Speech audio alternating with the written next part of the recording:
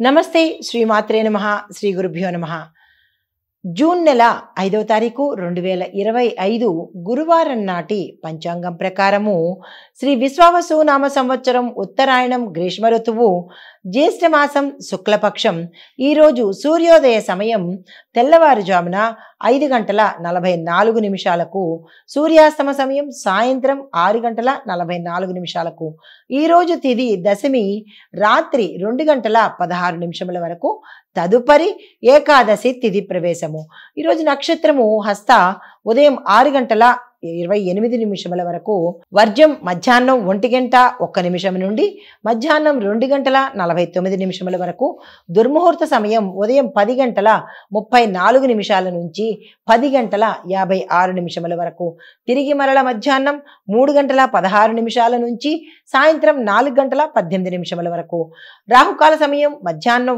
1:52 నుంచి మధ్యాహ్నం 3:29 వరకు యమగండ కాలము తెల్లవారుజామున 5:44 నుంచి ఉదయం 7:22 వరకు అయితే బ్రహ్మముహూర్త సమయం తెల్లవారుజామున 4:08 నుంచి తెల్లవారి 4:56 వరకు అమృత ఘడియలు రాత్రి సమయంలో 11:48 నుంచి రాత్రి 1:36 వరకు ఈరోజు అభిజిత్ ముహూర్తము ఉదయం 11:48 నుంచి మధ్యాహ్నం 12:40 వరకు ఇది నేటి పంచాంగం. నమస్తే. తదుపరి రాశి తులారాశి. ఈ రాశిలో ఉండేవారికి ఇది ఎక్కువగా ఈరోజు శ్రమ పడితేనే కానీ పనులు అవ్వని పరిస్థితి గోచరిస్తోంది. కుటుంబంలో చిన్న చిన్న గొడవలు తగాదాలు విభేదాలు తల ఎత్తే అవకాశం కనబడుతోంది.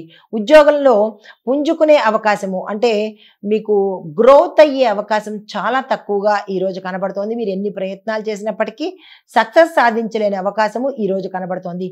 వ్యాపార పరంగా ఇతర రంగాల్లో ఉన్న వారికి కూడా ఈరోజు అస్సలు బాగాలేదు. అయితే పరిహారంగా నవగ్రహ శాంతి జపం చేయించుకున్నట్టయితే సానుకూలమైన ఫలితాలు పొందుతారు. తదుపరి రాశి వృశ్చిక రాశి. ఈ రాశిలో ఉండేవారికి ఆర్థిక వ్యవహారాల్లో జాగ్రత్తలు తప్పనిసరిగా తీసుకోండి. వాహనం ద్వారా ప్రయాణాలు అనుకూలంగా ఉంటాయి. అయినప్పటికీ వాహనాల్లో ప్రయాణం చేసేటప్పుడు మీ సొంత వాహనం కానీ వేరే వాహనాల్లో కానీ ప్రయాణం చేసేటప్పుడు జాగ్రత్తలు తప్పనిసరిగా తీసుకునే ప్రయత్నం చేసుకోండి. పరిహారంగా సుబ్రహ్మణ్యేశ్వర స్వామి ఆలయ దర్శనం చేయండి. ఆ స్వామి వారికి యథాశక్తి అభిషేకం కానీ పూజ కానీ మీ పేరిట చేయించుకునే ప్రయత్నం చేసుకోండి. తదుపరి రాశి ధనస్సు రాశి. ఈ రాశిలో ఉండేవారికి ఈరోజు చాలా ఉత్సాహంగాను యాక్టివ్గాను ఉంటారు. మీ యొక్క పనులు అన్నీ చకచక ఈరోజు జరిగిపోతాయి. కార్యసిద్ధి కార్యజయము కనబడుతోంది. ఆకస్మిక ధనప్రాప్తి కనబడుతోంది. దీంతో పాటు విద్యార్థులు శుభవార్తను వినే అవకాశం కనబడుతోంది. మీ యొక్క వాహనాలు జాగ్రత్తగా పెట్టుకునే ప్రయత్నం చేయండి. ఏదైనా డ్యామేజ్ అవ్వడం కానీ పోవడం కానీ జరిగే అవకాశాలు కనబడుతున్నాయి. జాగ్రత్తలు తీసుకోండి. మీకు చెప్పదగిన పరిహారము గురుగ్రహ పఠనము తప్పనిసరిగా చేయండి.